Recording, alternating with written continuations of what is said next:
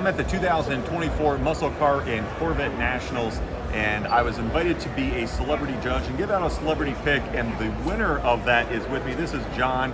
And John, I was really blown away when I came by and I saw your Corvette.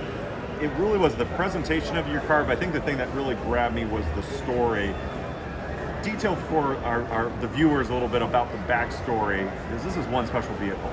So, yes, thank you. So my dad purchased the car, had to get a second job for this car in 1960, purchased it in December of 60, stored it in the garage of my grandfather's house, went to the service, stayed in that garage basement for 6 or 7 years, got out, had a couple kids, my brother and I, my mom started driving as a grocery getter, pretty much put most of the miles on it between 67 and 71.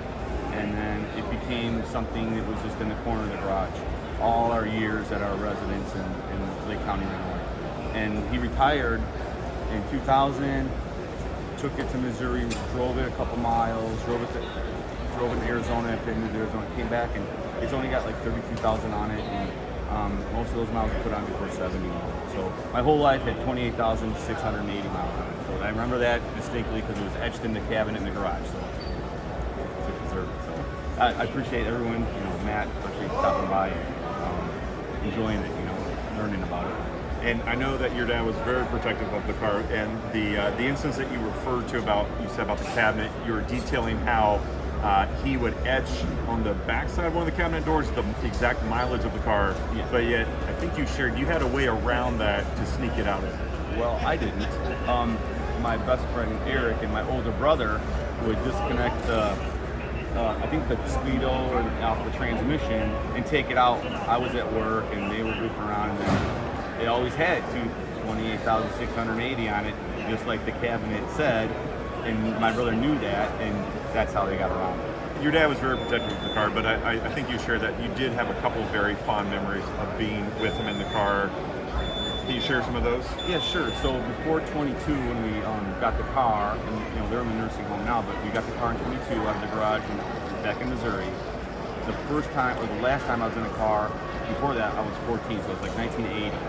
So the car was like background to us. It became background to us. It's something that's always in the way in the garage. Don't touch it, don't look at it, get your friends out of here. And now, as I was getting older, I realized my dad had a vision about who it was. So that's like, Is that what prompted the purchase? Was this a milestone for him? Did he drive by the showroom and this caught his eye? Has he ever shared why the Corvette? I think a little bit of both. I think, our family worked their butts off to get the house they built in Antioch, and he missed a year of high school digging the basement, laying bricks for that house. And he had got out of high school and started working another job. And he thought, I could do this, and he got a second job at Snap-on to pay for a car, because he really liked the 55, 57 Thunderbird, but the Corvettes came out and they got a little bit faster, a little bit nicer, and he goes, I need money. So it basically, I think this was an impulse buy. He was 21 years old, and he just picked it up, and that's what happened. He just drove on with it. Got the money out of the bank, went to the car dealership, got the loan, got 2 loans actually, and drove it home. Future plans for the car. So I know you're a newer caretaker. It's a big thrill to take over Dad's Corvette in the last couple of years. And what's kind of your plan? What's the legacy you want the vehicle to leave behind? Yeah, it's a great question. So I met a man that was a senior judge at Wilmington, July 24. Chuck that really encouraged me to be really cool for my son to tell everyone that the car's been in the family for 100 years. So that's, about 57 years from now. So we'll see. All right. Not 57 years from now. Right.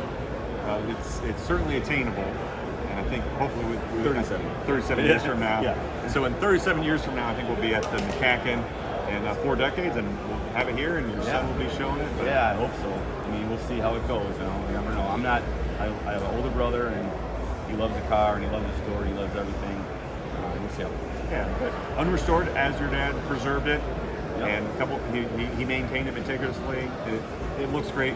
John, thanks for sharing. Yeah, thank you, Matt. Yeah. As I said, there's a lot of great cars here, and when I'm given the chance to give out an award like this, this is exactly what I look for. Not just a high quality car, obviously Corvette, one of the most desirable collector cars of all time, but the fact that you're out here with passion to preserve your dad's legacy. I mean, him buying it at 21, and here you are decades later wanting to celebrate that really meant a lot. So thanks for sharing. Yeah, thank you very much, man. I appreciate all the time you've extended out this weekend.